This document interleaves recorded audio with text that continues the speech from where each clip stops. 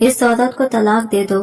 ख्वाब के अंदर गूंजने वाली वो सर्द आवाज मेरे कानों से टकराकर सीधी रूह में उतर गई। मेरे सामने एक नूरानी चेहरे वाले बुजुर्ग खड़े थे।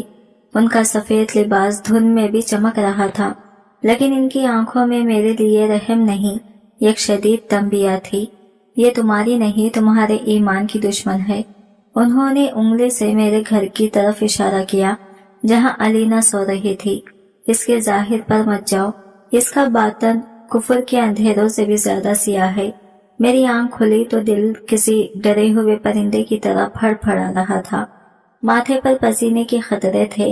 मैंने घबराकर अपने बराबर में लेटी अलीना को देख वो मासूमियत से सो रही थी। इसके चेहरे पर रात की इबादत के बाद एक सुकून और नूर था।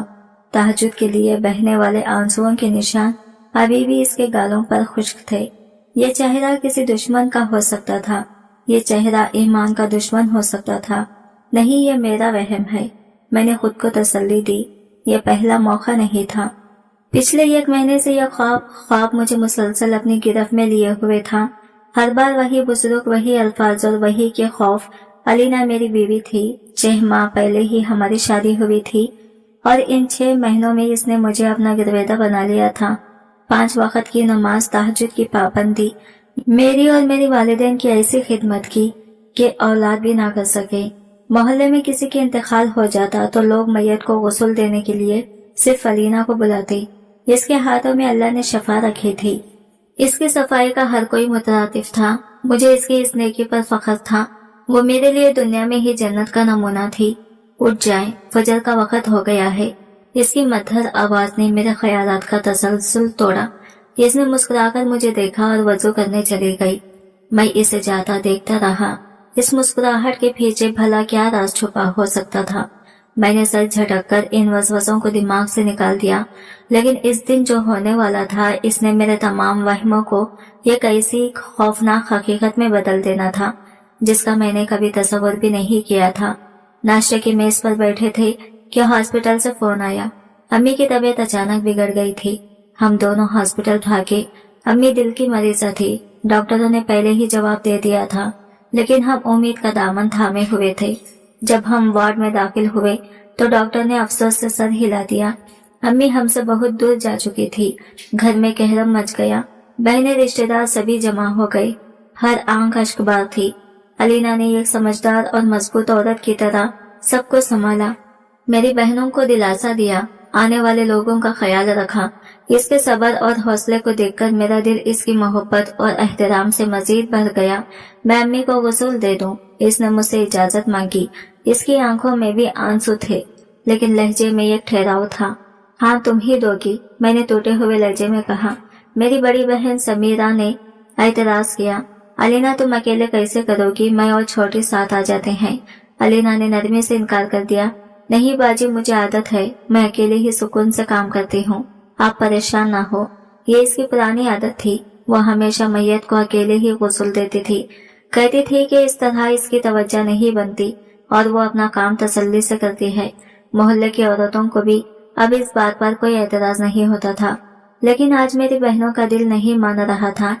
पर भाभी, समीरा, इसे करने दो, मैंने मुदाखलत की। जैसे ये चाहती है करने दो, अम्मी की आखिरी रसूमात हैं, कोई बहस नहीं करो। बहनें खामोश हो गई।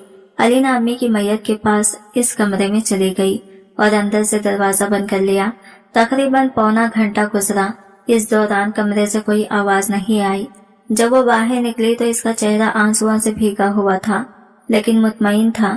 इसने अम्मी के चेहरे के गिर्द कफन कस दिया था और मैयत तदफीन के लिए तैयार भी। जनाजा उठा तो मेरा दिल भी जैसे मेरे सीने से निकल गया। हम कब्रिस्तान पहुंचे। लोगों का हुजूम था। मैंने लरसते हाथों से अम्मी को खबर में उतारा। मलहद में रखने के लिए कफन हटाया तो मेरा खून रगों में मुंजमद हो गया। कफन थोड़ा ढीला होने की वजह से इनके चेहरे से सरक गया था, लेकिन जो मंजर मैंने देखा वो किसी भयानक ख्वाब से ज्यादा वहशतनाक था। अम्मी के खदरे खल खुले हुए मुंह से एक काले रंग का धागा बाहर लटक रहा था। वो कोई आम धागा नहीं था। वो मोटा और मजबूत लग रहा था, जैसे जूते सीने वाला धागा हो। मेरा दिमाग माऊफ हो गया। ये क्या है? ये कैसा धागा है? मेरे हाथ खुद ब खुद इस धागे की तरफ बढ़े, लोगों के शोर और रोने की आवाजें बस मंजर में गुम हो गई। मेरी सारी तवज्जो इस धागे पर थी। ख्वाब वाले बुजुर्ग की आवाज मेरे कानों में गूंजी, इसके जाहिर पर मत जाओ। मैंने कांपते हाथों से जो ही वो धागा बाहर निकाला, मेरी जान निकलने लगी, क्योंकि वो बाहर नहीं आ रहा था। ऐसा महसूस हुआ जैसे वो अंदर किसी चीज से मजबूती से सिला हुआ हो। एक झटका सा लगा और अम्मी का सर हल्का सा मेरी तरफ घूमा। मेरे हलक से एक चीख निकली जो शायद मेरे अलावा किसी ने नहीं सुनी। मेरी चीख मेरी ही हलक में घुटकर रह गई। खबर के अंदर ठंडी मिट्टी के महक में अचानक मुझे किसी अनजाने खौफ की सड़न महसूस हुई। वो धागा अभी भी मेरी उंगलियों में था और इसका दूसरा आसरा मेरी माँ के मुंह के अंदर कहीं गहराई में प्योसत था। यह कोई इत्तेफाक नहीं हो सकता था। क्या हुआ भाई? खबर के ऊपर से मेरे बहनोई ने झांक कर पूछा। इसकी आवाज मेरे किसी दूसरी दुनिया से आती हुई महसूस हुई। कुछ नहीं, मैंने हकलाते हुए कहा और जल्दी से कफन दोबारा अम्मी के चेहरे पर डाल दिया। मेरा ज़हन इस वक्त हजारों सवालात की अहम जगह बन चुका था। ये धागा किसने डाला? क्यों डाला? क्या ये कोई रस्म है जिससे मैं वाकिफ नहीं, या फिर ये वही चीज है जिससे वो बुजुर्ग मुझे खबरदार कर रहे थे? मिट्टी डालो, किसी ने आवाज लगाई। नहीं, रुको। मैं एकदम खबर से बाहर कूद गया। मेरी इस हरकत पर सब चौंक गए। मेरे कपड़े मिट्टी से उड़ गए थे, लेकिन मुझे इसकी परवाह नहीं थी। क्या हुआ है आमिर? मेरे वालिद ने परेशानी से पूछा। ये क्या पागलपन है? अब्बू अम्मी की तदफीन अभी नहीं होगी। मेरे अल्फाज पर कब्रिस्तान में मौजूद तमाम लोग सकते में आ गए। एक नाकाबिले यकीन खामोशी छा गई। दिमाग खराब हो गया है तुम्हारा? मेरे चचा ने गुस्से से कहा। मैयत की बेहुरमती किरदार है। चाचा, आप नहीं समझेंगे। मैयत को सही तरीके से गुस्ल नहीं दिया गया। मैं चाहता हूँ कि इसे दोबारा गुस्ल दिया जाए। ये अल्फाज मेरे मुंह से कैसे निकले मुझे खुद नहीं मालूम, लेकिन इस लम्हे मुझे यही सबसे मुनासिब बहाना लगा। लोगों में चेमुगियां शुरू हो गई। यह कैसी बात कर रहा है? अलीना से बेहतर गुस्ल कौन दे सकता है? बेचारे का माँ के सदमे से दिमाग हल हो गया है। मैंने किसी की ना सुनी। मैंने अपने बहनोई को इशारा किया और कांपती आवाज में कहा, फारूक भाई, आप अभी घर जाएं और समीरा बाजी और छोटी को लेकर यहाँ आए। फौरन वो कुछ पूछना चाहता था, लेकिन मेरी हालत देखकर चुपचाप चला गया। मैंने कब्रिस्तान के मौलवी साहिब से दरख्वास्त की कि वो मुझे मैयत रखने के लिए बगल वाला छोटा कमरा इस्तेमाल करने दें। मेरे शदीद इसरार और बिगड़ती हालत देखकर वो मान गए। हमने अम्मी की मैयत को दोबारा खबर से निकाला और इस कमरे में ले गए। मेरे इस फैसले पर मेरे वालिद और मुझसे सख्त नाराज थे, लेकिन मेरी आंखों में मौजूद वहशत ने इन्हें मजीद कुछ कहने से रोक दिया था। थोड़ी देर में मेरी दोनों बहनें बुरखे में लपटी रोती हुई कब्रिस्तान पहुंची। इनके चेहरे सवालिया निशान बने हुए थे। मैं इन्हें और अम्मी की मैयत को कमरे में ले गया और अंदर से कुंडी लगा दी। भाई, ये सब क्या है? आपने अम्मी की तदफीन क्यों रुकवाई? लोग क्या कहेंगे? समीरा बाजी ने रोते हुए कहा। मैंने कोई जवाब देने के बजाय लरसते हाथों से अम्मी के चेहरे से कफन हटाया। वो काला धागा अभी भी वही था। ये क्या है? छोटी बहन सादिया ने खौफजदा होकर पूछा। मैं यही जानना चाहता हूँ, मैंने कहा। जब मैंने इसे खींचने की कोशिश की तो ये बाहर नहीं आया। ऐसा लगा जैसे अंदर कुछ सिया हुआ है। समीरा बाजी ने हिम्मत की। वो हमेशा से सब में ज्यादा दिलेर भी। इसने धागे को गौर से देखा और फिर मेरी तरफ। इसकी आंखों में एक नाकाबिले बयान खौफ था। भाई, भाभी ने गुस्ल के वक्त किसी को अंदर आने के नहीं दिया था। कफन हटाओ, मैंने खुश्क लहजे में हुक्म दिया। नहीं भाई, ये गुनाह है, सादिया ने कांपते हुए कहा। सबसे बड़ा गुनाह वो है जो हमारी माँ के साथ हो चुका है, समीरा ने गुस्से से कहा और आगे बढ़कर अम्मी के जिस्म से कफन हटाना शुरू कर दिया। मैंने और सादिया ने भी इसका साथ दिया। जैसे ही कफन पूरी तरह हटा, हम तीनों की चीखें एक साथ बुलंद हुई। वो मंजर क़यामत से कम नहीं था। हमारी माँ का सारा जिस्म गर्दन से लेकर पेट तक जग से बेदर्दी से सिया हुआ था। वो टांके किसी माहिर सर्जन के नहीं थे, बल्कि किसी खसाई की तरह लगाए गए थे। काले मोटे धागे से जिल को बेरहमी से एक दूसरे के साथ जोड़ा गया था। इनमें से एक टांका शायद ढीला रह गया था और इसी का धागा मुंह तक पहुंच गया था। मेरी बहनें ज़ारो खता रोने लगी। वो अपनी माँ के जिस्म पर लगे इन वहशियाना टाकों को छूकर बेन कर रही थी। ये क्या है? इस चुड़ैल ने हमारी माँ के साथ, समीरा ने दीवार में सर मारते कहा। मैं तो पहले ही कहती थी ये औरत ठीक नहीं है। मेरा दिमाग सुन्न हो चुका था। मोहब्बत, एतबार, इज्जत अलीना के लिए मेरे दिल में मौजूद हर जज्बा इस एक लम्हे में नफरत और वहशत में बदल गया। मैं इससे बेपनाह मोहब्बत करता था, लेकिन इतनी भी नहीं कि अपनी माँ के साथ हुई इस दरिंदगी को नजरअंदाज कर दूं। मैंने जेब से फोन निकाला। मेरे हाथ बुरी तरह कांप रहे थे। किसे फोन कर रहे हैं भाई? सादिया ने पूछा। पुलिस को, मैंने कहा और 15 पर कॉल कर दी। इस एक लम्हे में मैंने अपने 6 माह की मोहब्बत भरी शादीशुदा जिंदगी को अपने ही हाथों से जहन्नम की आग में झोंक दिया था। लेकिन मेरी माँ के जिस्म पर लगे वो टांके इस बात का सबूत थे कि मैं जिस औरत को जन्नत समझ रहा था वो दरअसल जहन्नम का दरवाजा थी। पुलिस की गाड़ी का सायरन जब कब्रिस्तान के सुकूत को चीरता हुआ करीब आया तो बाहर खड़े रिश्तेदारों और मोहल्ले वालों में खलबली मच गई। किसी को समझ नहीं आ रहा था कि एक तदफीन के मामले में पुलिस का क्या काम। मेरे वालिद और चचा शर्मिंदगी और गुस्से से लाल भूरे हो रहे थे। 2 पुलिस वाले कमरे में दाखिल हुए तो अंदर का मंजर देखकर वो भी एक लम्हे के लिए ठिठक गए। एक मैयत, इसके जिस्म पर लगे बेरहम टाके और 3 बहन भाई जो सदमे की हालत में इसके गिरते बैठे थे। ये सब क्या है? इंस्पेक्टर ने अपनी भारी आवाज में पूछा। मैंने टूटी फूटी जबान में सारा माजरा बयान कर दिया। ख्वाब वाली बात मैंने छुपा ली क्योंकि कोई भी इस पर यकीन न करता।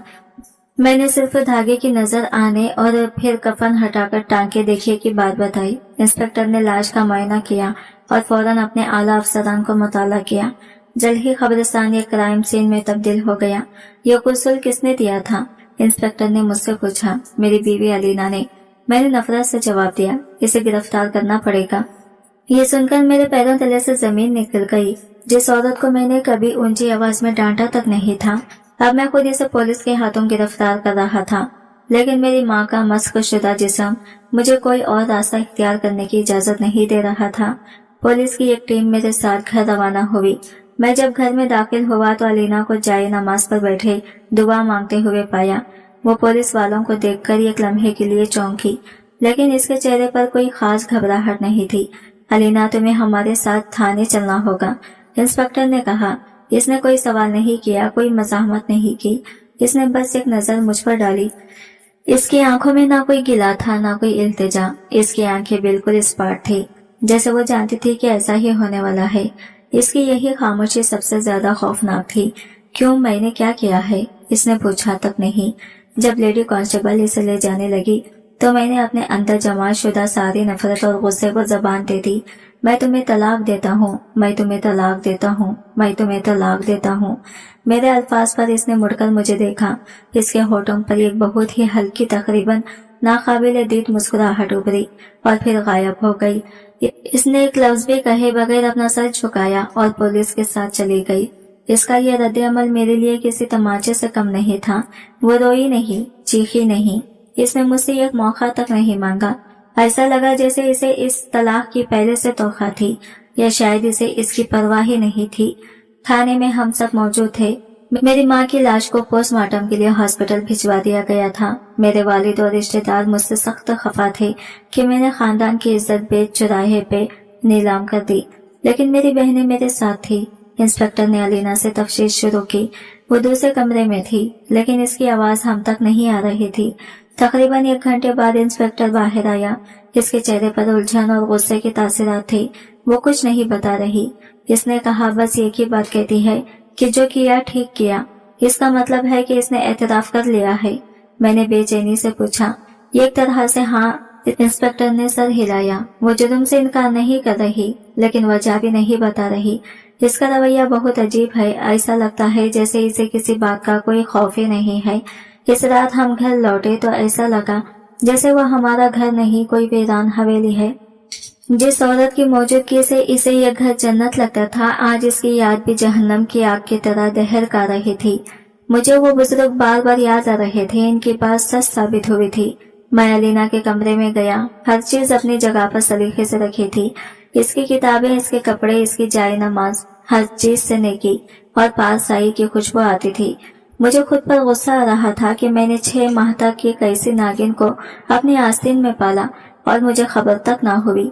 अचानक मेरी नजर बेड के नीचे रखे इसके ट्रंक पर पड़ी। ये वो जहेज में लाई थी। मैंने कभी इसे खोलकर नहीं देखा था। मैंने इसे घर बाहर घसीटा। इस पर एक छोटा सा ताला लगा हुआ था।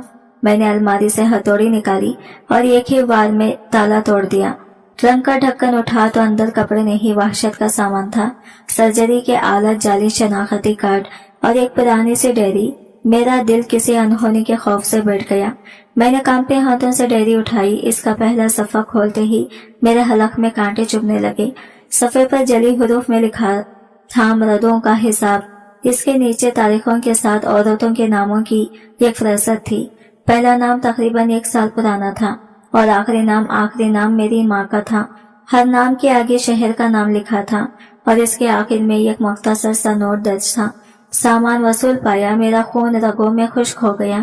یہ کیا تھا؟ کیسا سامان؟ اور یہ باقی عورتیں کون تھی؟ کیا علینا نے ان سب کے ساتھ بھی؟ میں آگے سوچنے کی ہمت نہیں کر پا رہا تھا۔ میری ماں اس فہرست میں آخری شکار تھی۔ یہ کوئی ایک قتل یا ایک بدحرمتی کا واقعہ نہیں تھا، یہ ایک تسلسل تھا، ایک منظم سلسلہ جو نہ جانے کب سے چل رہا تھا۔ میرا ذہن غداری اور فریب کی اس احساس سے پھٹنے لگا۔ وہ عورت جسے میں فرشتہ سمجھتا تھا، وہ دراصل موت کی سوداگر تھی۔ اس کی راتوں کی عبادتیں، اس کی خدمت گزاری، اس کی ہر نیکی ایک بھیانک ڈرامہ تھی جس کا مقصد صرف شکار کو پھنسانا تھا۔ میں نے فوراً ڈائری اور سامان ایک تھیلے میں ڈالا۔ مجھے یہ ثبوت فوراً انسپکٹر عظمت کو دکھانے تھے۔ یہ معاملہ میری ذات سے نکل کر اب نہ جانے کتنے معصوم جانوں کا حساب بن چکا تھا۔ میں نے گاڑی کی چابی اٹھائی اور جیسے ہی گھر کے مرکزی دروازے کی طرف بڑھا، باہر گلی میں کسی چیز کی گرنے کی آواز آئی۔ میں نے فوراً لائٹ بند کی اور کھڑکی کے پردے سے جھانکا۔ گلی میں نیم اندھیرا تھا، لیکن مجھے ایک سایہ ہمارے گھر کی دیوار کے ساتھ حرکت کرتا ہوا نظر آیا۔ وہ کوئی عام رابگر نہیں تھا، اس کی چال میں ایک عجیب سی پھرتی اور احتیاط تھی۔ میرا دل دھک سا رہ گیا۔ کیا وہ لوگ جانتے ہیں کہ یہ ڈائری میرے پاس ہے؟ کیا وہ اسے واپس لینے آئے ہیں؟ میں نے دروازہ کھولنے کا ارادہ ترک کر دیا اور پچھلے دروازے سے نکلنے کا سوچا۔ تھیلا میری بغل میں دبا ہوا تھا۔ میں دبے پاؤں کچن کی طرف بڑھا۔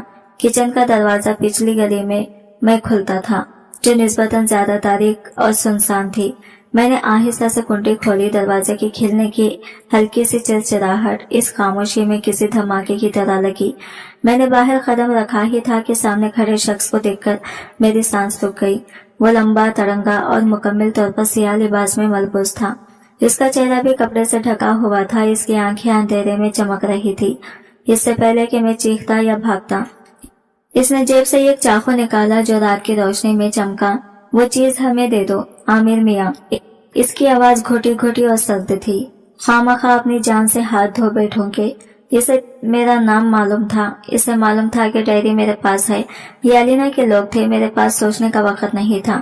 میں پوری قوت سے تھیلا اس کے منہ پر دے مارا اور مخالف سمت میں بھاگ کھڑا ہوا۔ وہ ایک لمحے کے لیے لڑکھڑایا۔ میں جانتا تھا کہ میں اس کا مقابلہ نہیں کر سکتا۔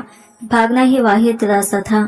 میں اندھی گلیوں میں دیوانہ دور بھاگ رہا تھا۔ میرے پھیپھڑے جواب دے رہے تھے، لیکن موت کا خوف مجھے بھاگنے پر مجبور کر رہا تھا۔ کچھ دور جا کر میں نے مڑ کر دیکھا، وہ میرے پیچھے نہیں تھا۔ شاید وہ ٹرنک کے باقی سامان میں الجھ گیا تھا یا مجھے اندھیرے میں کھو بیٹھا تھا۔ میں نے ایک دیوار کا سہارا لیا اور ہانپنے لگا۔ میرے ہاتھ میں پکڑی ڈائری اب کوئی ثبوت نہیں، بلکہ میری موت کا پروان لگ رہی تھی۔ میں اب صرف اور صرف ایک مقتولہ کا بیٹا نہیں تھا، میں ایک ایسے خطرناک گروہ کا نشانہ بن چکا تھا جس کی جڑیں میری سوچ سے کہیں زیادہ گہری تھی۔ رات کے پچھلے پہر میں جب تھانے پہنچا تو میری حالت دیکھنے والی تھی۔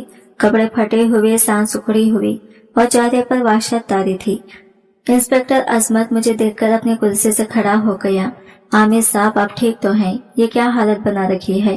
میں نے کانپتے ہاتھوں سے ڈائری اس کے میز پر رکھ دی۔ انسپکٹر صاحب، یہ صرف میری ماں کا معاملہ نہیں ہے، یہ ایک پورا گروہ ہے۔ میں نے اسے ڈائری میں لکھی تفصیلات اور رات کو ہوئے حملے کے بارے میں سب کچھ بتا دیا۔ انسپکٹر نے ڈائری کو دیکھا تو اس کے ماتھے پر بھی پسینہ آ گیا۔ اس نے فوراً اپنے عملے کو فہرست میں موجود ناموں اور پتوں کی تصدیق کرنے کا حکم دیا۔ اگلی صبح تک پولیس نے ابتدائی تفتیش مکمل کر لی تھی۔ ڈائری میں لکھے تمام نام اصلی تھے۔ وہ سب عورتیں تھیں جو پچھلے 1 سال میں پنجاب کی مختلف چھوٹے شہروں اور قصبوں میں فوت ہوئی تھی۔ ہر موت طبیعی قرار دی گئی تھی اور ہر معاملے میں ایک چیز مشترک تھی، ایک نہایت نیک اور پارسا عورت نے آخری وقت میں ان کر میت کو غسل دینے کی ذمہ داری سنبھالی تھی اور پھر کچھ دن بعد خاموشی سے اس علاقے سے غائب ہو گئی تھی۔ हर जगह इसका हुलिया और किरदार वही था जो अलीना का था, लेकिन नाम मुख्तलिफ थे। ये तो एक मुंजिम नेटवर्क है। इंस्पेक्टर अजमत ने सर पकड़ लिया। ये औरतें करती क्या थी? इन लाशों के साथ मकसद क्या था? इसी दौरान मेरी माँ की इब्तिदाई पोस्टमार्टम रिपोर्ट आ गई। रिपोर्ट ने मामले को मजीद उलझा दिया। मौत की वजह दिल का दौरा ही थी, लेकिन डॉक्टर ने लिखा था कि मौत के बाद जिस्म के साथ बड़े पैमाने पर जराही की गई है। अंदरूनी आज़ा में गैर मामूली रद्दोबदल और टिश्यूज की गैर मौजूदगी पाई गई है, जिसकी नवीद फौरी तौर पर समझ से बलातर है। यह रिपोर्ट किसी नतीजे पर पहुंचने के बजाय मजीद सवालात खड़े कर रही थी। टिश्यूज की गैर मौजूदगी, इसका क्या मतलब था? अभी हम इसी उलझन में थे कि थाने में एक महंगी गाड़ी आकर रुकी और इसमें से एक सूट बूट पहने, महंगा चश्मा लगाए एक शख्स बरामद हुआ। वो सीधा इंस्पेक्टर के दफ्तर में दाखिल हुआ।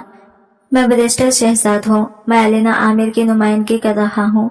इसकी आवाज में बला का एतमाद और रवनत थी। हम सब इसे देखकर हैरान रह गए। अलीना, जिसका इस दुनिया में मेरे अलावा कोई नहीं था, इसके लिए शहर का सबसे महंगा वकील कहाँ से आ गया?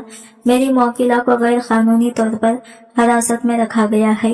इनके खिलाफ आपके पास कोई सबूत नहीं है, सिवाय एक बेटे के इल्जामात के, जो अपनी माँ की मौत के सदमे में इनकी जमानत के लिए दरख्वास्त दे रहा हूँ। सबूत ये डायरी है। इंस्पेक्टर ने डायरी आगे बढ़ाई। बैरिस्टर शहजाद ने डायरी को ऐसे देखा जैसे वो कोई रद्दी का टुकड़ा हो। ये गुमनाम डायरी जिस पर ना कोई नाम है, ना कोई दस्तखत।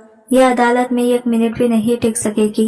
इस वकील के आमिर ने यह वाजा कर दिया था कि अलीना अकेली नहीं थी। इसके पीछे कोई बहुत ताकतवर और दौलतमंद गिरोह था जो इसे बचाने के लिए हर हद तक जा सकता था। मैंने गुस्से से कहा, तुम ये कातिल को बचा रहे हो? बैरिस्टर शहजाद मेरी तरफ मुड़ा और मुस्कुराकर बोला, जनाब आमिर, कातिल वो होता है जो जान लेता है। आपकी बीवी तो मर्दों को गुस्ल देती है, जिंदों को नहीं। आप बहुत बड़ी गलतफहमी का शिकार हैं और इसकी कीमत आपको चुकानी पड़ सकती है। इसकी खुली धमकी मेरे सीने में तीर की तरह लगी।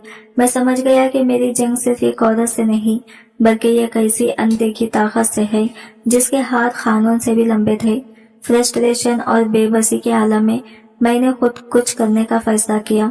मैं इस डायरी में लिखे एक नाम रजिया बीबी, जो मेरे शहर के करीब एक हिस्से की थी, उनके घर वालों से खुद मिलने का फैसला किया। शायद वो मुझे कुछ बता सके जो पुलिस नहीं जानती। मैं थाने से निकला और इस अनजाने सफर पर रवाना हो गया, ये जाने बगैर कि मैं खुद को एक और खौफनाक जाल में फंसाने जा रहा था। हिस्से का माहौल खामोश और उदास था। रजिया बीबी का घर ढूंढने में मुझे ज्यादा वक्त नहीं हुई। एक छोटा सा पुराना मकान जिस पर अभी तक मौत की अवसरदगी छाई हुई थी। दरवाजा एक उधेड़ उम्र शख्स ने खोला, जिसकी आंखें रो रो कर सूजी हुई थी। वो रजिया बीबी का बेटा था। मेरा मुतारफ करवाना और अपनी माँ के साथ पेश आए वाक़ये का जिक्र करने पर वो पहले तो मुझ पर शक करने लगा, लेकिन जब मैंने डायरी में इसकी माँ का नाम दिखाया और सामान वसूल पाया की तहरीर पढ़ाई, तो इसका रंग फिक हो गया। एक औरत आई थी, इसने लरजती आवाज में बताया, बिल्कुल वैसा ही हुलिया जैसा आप बता रहे हैं। खुद को बेसहारा और मुसाफिर कहती थी। मेरी माँ ने इसे तरस खाकर घर में पनाह दी। वो इतनी खिदमत करती थी कि हम सब इसके गिरवेदा हो गई। जब माँ का इंतकाल हुआ तो इसी ने सब कुछ संभाला, हमें तो जैसे कुछ करने ही नहीं दिया। इसने भी अकेले में ही कुसूल दिया था। कहती थी कि पर्दे का मामला है। इसकी कहानी हुरुबा मेरी कहानी जैसी थी। एक ही तरीका व इरादत, एक ही किरदार। क्या तुम्हें किसी चीज पर शक हुआ? मैंने पूछा। इसने एक लम्हा सोचा और फिर जो बताया, इसने मेरे पैरों तले से जमीन खींच ली। शक तो नहीं हुआ, लेकिन एक बात अजीब थी। तदफीन के 2 दिन बाद जब हम खबर पर फातिहा पढ़ने लगे तो खबर की मिट्टी एक तरफ से थोड़ी ढसी हुई थी और एक जगह पर ताजा खुदाई के निशान थे। हमने सोचा शायद कोई जानवर होगा, इसलिए मिट्टी बराबर कर दी। मेरा दिमाग सुन्न हो गया। क्या ये लोग तदफीन के बाद भी लाशों को नहीं बख्शते? क्या वो खबरों को खोदकर आगे सोचना भी नहीं चाहता था? इस गिरोह की वहशत मेरी हर सोच से बिलातर थी। मैं इस खानदान से ताज़ियत करके वापस अपनी गाड़ी की तरफ बढ़ा तो मुझे एहसास हुआ कि गले के कोने पर खड़ी एक काली गाड़ी में बैठा शख्स मुसलसल मुझे घूर रहा है। जैसे ही मैंने गाड़ी स्टार्ट की, वो गाड़ी भी मेरे पीछे लग गई। मेरा शक यकीन में बदल गया। ये वही लोग थे, वो मेरा पीछा कर रहे थे। मैंने गाड़ी की रफ्तार बढ़ा दी, वो भी तेज हो गई। कस्बे की तंग गलियों से निकलकर हम हाईवे पर आ गए। अब ये एक बाकायदा ताक़ुब था। वो मेरी गाड़ी को सड़क से उतारने की कोशिश कर रहे थे। मैंने गाड़ी को दीवानावार भगाया। यह खतरनाक मोड़ पर मैंने अचानक गाड़ी कच्चे रास्ते पर उतार दी और धूल के बादल में गायब हो गया। वो सीधा निकल गए और मैंने मौका पाकर गाड़ी वापस शहर की तरफ मोड़ दी। मैं बुरी तरह हाँफ रहा था। मौत मेरे बहुत करीब से गुजर गई थी। ये लोग मुझे जिंदा नहीं छोड़ेंगे। जैसे ही मैं शहर की हुदूद में दाखिल हुआ, इंस्पेक्टर अजमत की कॉल आई। इसकी आवाज में शदीद परेशानी थी। आमिर साहब, एक बहुत बड़ी गड़बड़ हो गई है। क्या हुआ? मैंने धड़कते दिल से पूछा। बैरिस्टर शहजाद ने अलीना की जमानत के लिए एक ऐसी चीज पेश की है जिसने सारा केस उलट दिया है। इसने सबूत पेश किए हैं कि डायरी में लिखे पहले 2 नामों की तारीख हर अलीना लाहौर में एक रफाई इदारे में काम कर रही थी और वहाँ इसकी हाजिरी के पक्के सबूत मौजूद हैं। दर्जनों गवाह हैं जो इसे पहचानते हैं। मैं सन्नाटे में आ गया। ये कैसे हो सकता है? मैं खुद हैरान हुआ। या तो ये डायरी झूठी है, या फिर इंस्पेक्टर ने एक लम्हे के लिए तौक़ुफ़ किया, या फिर यह काम करने वाली सिर्फ एक औरत नहीं है। यह ख्याल किसी बिजली के झटके की तरह मेरे पूरे वजूद में दौड़ गया। अगर अलीना इन तारीखों पर लाहौर में थी, तो इन दूसरे शहरों में लाशों को गुस्ल देने वाली औरत कौन थी, जिसका हुलिया, जिसकी बातें, जिसका तरीका विरादत बिल्कुल अलीना जैसा था। मैंने फोन पर अपनी बीवी की तस्वीर निकाली। वही मासूम चेहरा, वही नेक सूरत। क्या ये मुमकिन है कि इस जैसी और भी औरतें हों? एक ही चेहरे वाले भूत जो मौत के बाद अपना खेल खेलते हैं। मैं सिर्फ एक मुजरिम से नहीं लड़ रहा था, मैं एक ऐसी फौज से लड़ रहा था जिसका हर सिपाही एक ही चेहरा रखता था। मेरा सर चकरा रहा था। मैंने गाड़ी सड़क किनारे रोकी। इसी वक्त मेरा फोन दोबारा बजा। एक अनजाना नंबर था। मैंने कॉल उठाई। दूसरी तरफ से एक मशीनी गैर इंसानी आवाज उभरी, जैसे किसी ने अपनी आवाज बदल रखी हो। बहुत शौक है ना तुम्हें खबरें खोदने का? आमिर आवाज में जहर भरी ठंडक थी। अब बाज आ जाओ, वरना अगली लाश जिसे उसूल दिया जाएगा वो तुम्हारी किसी बहन की होगी। फोन कट गया। धमकी इतनी वाजावार, इतनी करीब थी कि एक लम्हे के लिए मेरे टांगों ने मेरा बोझ उठाने से इनकार कर दिया। धमकी का जहर मेरे पूरे वजूद में फैल चुका था। मेरी बहनें वो अब इस अनदेखी जंग का अगला मुमकिना निशाना थी। इस गिरोह ने मुझे मेरी सबसे कमजोर जगह से पकड़ लिया था। इस रात मैं एक पल भी सोना सका। मेरा जहन खौफनाक अमकनात के आम जगह बना हुआ था।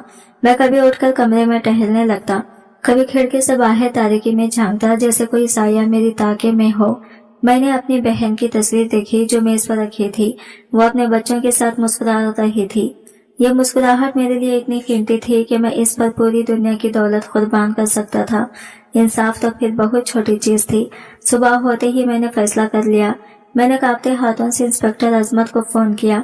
इंस्पेक्टर साहब, मैं ये सब छोड़ रहा हूँ। मेरी आवाज मेरे अपने कानों में आज भी लग रही थी। मैं मजीद आगे नहीं जा सकता। मुझे मेरी बहनें अजीज है। वो जो चाहते हैं मैं करने को तैयार हूँ। इंस्पेक्टर अजमत कुछ देर खामोश रहा, फिर इसकी भारी आवाज उभरी। आमिर साहब, मैं आपके खौफ को समझ सकता हूँ, लेकिन अगर आज आप पीछे हट गए तो ये दरिंदे जीत जाएंगे। वो आपको फिर भी नहीं छोड़ेंगे। गवाह को कोई जिंदा नहीं छोड़ता। आपकी जंग अब सिर्फ आपकी नहीं, हम सबकी है। मैं आपसे वादा करता हूँ, मैं आपकी बहनों पर आंच भी नहीं आने दूंगा। इनकी हिफाजत अब मेरी जाती जिम्मेदारी है। इसके अल्फाज में यह कैसी ताकत और यकीन था कि मेरे अंदर टूटी हुई हिम्मत फिर से जुड़ने लगी। मैं खामोश हो गया, लेकिन मेरा दिल अभी भी मुतमईन नहीं था। दूसरी तरफ इंस्पेक्टर अजमत खुद भी शदीद दबाव में था। केस एक बंद गली में दाखिल हो चुका था। अलीना खामोश थी और इसके पीछे मौजूद ताकतवर वकील कानून की हर कमजोरी से फायदा उठा रहा था। इस रात वो देर तक अपने दफ्तर में बैठा केस की फाइल पढ़ता रहा। इसकी नजर बार बार पोस्टमार्टम की रिपोर्ट पर जाकर ठहर जाती। अंदरूनी टिश्यूज की गैर मामूली गैर मौजूदगी या फकरा इसे बेचैन कर रहा था। यह कोई आम डॉक्टर की जबान नहीं थी। इसमें कुछ छुपाया जा रहा था। यह लिखने वाला खुद उलझन का शिकार था। अचानक इसे अपने पुराने दोस्त डॉक्टर रियाज का ख्याल आया, जो लाहौर में मुकीम मुल्क के सबसे बड़े डॉक्टर रियाज ऐसे पेचीदा कैंसर को सुलझाने में शोहरत रखते थे जिन्हें बाकी सब लाइलाज समझकर छोड़ देते थे। इंस्पेक्टर ने फौरन फोन उठाया। रियाज साहब, माजरत, इस वक्त तंग कर रहा हूँ। इसने कहा, अजमत साहब, खैरियत तो है? इतनी रात को इंस्पेक्टर ने इसे मुख्तसर सारा केस बताया। एक नेक औरत जो मैयत को गुस्ल देती है और फिर लाश के अंदर से टाके बरामद होते हैं। डॉक्टर रियाज की दिलचस्पी बढ़ गई। मुझे फौरी तौर पर इस लाश की तस्वीर और पोस्टमार्टम की रिपोर्ट भेजो। हर जाविया से ली गई तस्वीर, खास तौर पर इन टांगों के अगले दिन तक तमाम मवाद डॉक्टर रियाज तक पहुंच चुका था। हम सब बेचैनी से इसके जवाब का इंतजार कर रहे थे। 2 दिन गुजर गए और फिर एक रात के जब मैं इंस्पेक्टर के दफ्तर में ही बैठा था, इसका फोन बजा। दूसरी तरफ डॉक्टर रियाज थे। अजमत, तुमने ये क्या भेजा है? मुझे डॉक्टर रियाज की आवाज में इस दिन शदीद गुस्सा और बेचैनी थी। क्यों रियाज साहब, खैरियत? कोई सुराग मिला? अजमत, तुम लोग वहाँ क्या कर रहे हो? ये कोई काला जादू, कोई तो हम पुरुषी है। बेहुरमती का केस नहीं है, ये साफ साफ इंतहाई बेरहमी से की गई है। पोस्टमार्टम ऑर्गन हार्वेस्टिंग है। ये इंसानी आज़ा की चोरी है। कमरे में जैसे एक धमाका हुआ, मेरे कानों में साए साए होने लगी। आज़ा की चोरी, क्या मतलब? आप क्या कह रहे हैं? इंस्पेक्टर ने बेयकीनी से पूछा। मैं जो कह रहा हूँ इसे ध्यान से सुनो। डॉक्टर रियाज ने तफसील बताना शुरू की। ये टांके बिल्कुल इसी जगह पर हैं जहाँ इंसानी गुर्दे होते हैं। तुम्हारी रिपोर्ट कहती है टिश्यूज की गैर मौजूदगी। अरे भाई, वो टिश्यूज नहीं, पूरा का पूरा गुर्दा गायब है। शायद दोनों ही निकाल लिए गए हैं। गुर्दे वो वाहिद अज़ू हैं जिन्हें मौत के कुछ घंटों बाद तक भी कामयाबी से निकाला जा सकता है। यह काम किसी माहिर सर्जन का नहीं, लेकिन करने वाले को इंसानी एनाटॉमी का पूरा इल्म है। यह किसी खजाई का काम है, लेकिन एक पढ़े लिखे खजाई का। यही एक बैनुल अक़वामी ग्रुह है जो मौत के फौरन बाद लाशों से गुर्दे निकालकर ब्लैक मार्केट में लाखों डॉलर्स में बेचता है। हर लफ्ज मेरे ज़हन पर हथौड़ी की तरह लग रहे थे। सामान वसूल, पापा, वो सामान इंसानी आज़ा थी। वो नेक पालसा औरतें दरअसल कफन की आड़ में लाशों को नोचने वाली गुड़ थी। इस एक फोन कॉल ने केस का रुख ही बदल दिया। अब हमारे पास एक मकसद था, एक ठोस वजह थी। इंस्पेक्टर अजमत ने मुझे देखा। इसकी आंखों में अब अफसोस नहीं, आग थी। अब मुंह खोलेगी। हम तफ्तीश कमरे के बाहर खड़े थे। एक तरफा शीशे के पार अलीना को देख रहे थे। वो अभी भी इसी तरह पुरसुकून बैठी थी। इंस्पेक्टर अजमत अंदर दाखिल हुआ। इस बार इसके हाथ में फाइल नहीं बल्कि मुख्तलिफ लाशों की तस्वीर थी। इसने तस्वीर मेज पर अलीना के सामने बिखेर दी। ये रे, बीबी है सियालकोट से, ये आमना खातून गुजरात से। इन सब में एक चीज मुश्तरक से, अलीना इन सब के जिस्म पर बिल्कुल एक ही जैसे टांके थे। अलीना खामोश रही। जानती हो अमेरिका में ये किडनी ट्रांसप्लांट कितने का होता है? $2 लाख। तुम्हारा सामान बहुत कीमती है। अलीना ने पहली बार चौंक कर इंस्पेक्टर की आंखों में देखा। इसे अंदाजा हो गया था कि इसका राज अब राज नहीं रहा। इंस्पेक्टर ने आखिरी बार किया। हमें सब मालूम हो गया है। तुम गुस्ल नहीं देती थी, तुम लाशों का सौदा करती थी। अलीना चंद लम्हों खामोश रही। इसकी नजरें मेज पर पड़ी, तस्वीर पर जमी थी। फिर इसने एक नजर एक तरफा शीशे की तरफ डाली, ठीक इस जगह जहां मैं खड़ा था। इसके लबों पर एक बहुत ही हल्की जहरीली और ठंडी मुस्कुराहट नमूदार हुई। तो आखिरकार तुम लोगों की अकल काम कर ही गई। इसने इंतहाई पुरसुकून लहजे में कहा। हाँ, मैं यही करती हूँ। इसका इतराफ किसी गोली की तरह मेरे वजूद को चीरता हुआ गुजर गया। शीशे के इस पर खड़ी वो औरत मेरी बीवी नहीं थी, वो एक अफरियत थी। इसके एतराफ के बाद तफ्तीशी कमरे में जो खामोशी छाई वो बाहर के शोर से ज्यादा भयानक थी। अलीना ऐसे बैठी थी जैसे इसने कोई मामूली चोरी का एतराफ किया हो, न कि इंसानियत को शर्मा देने वाले जुर्म का।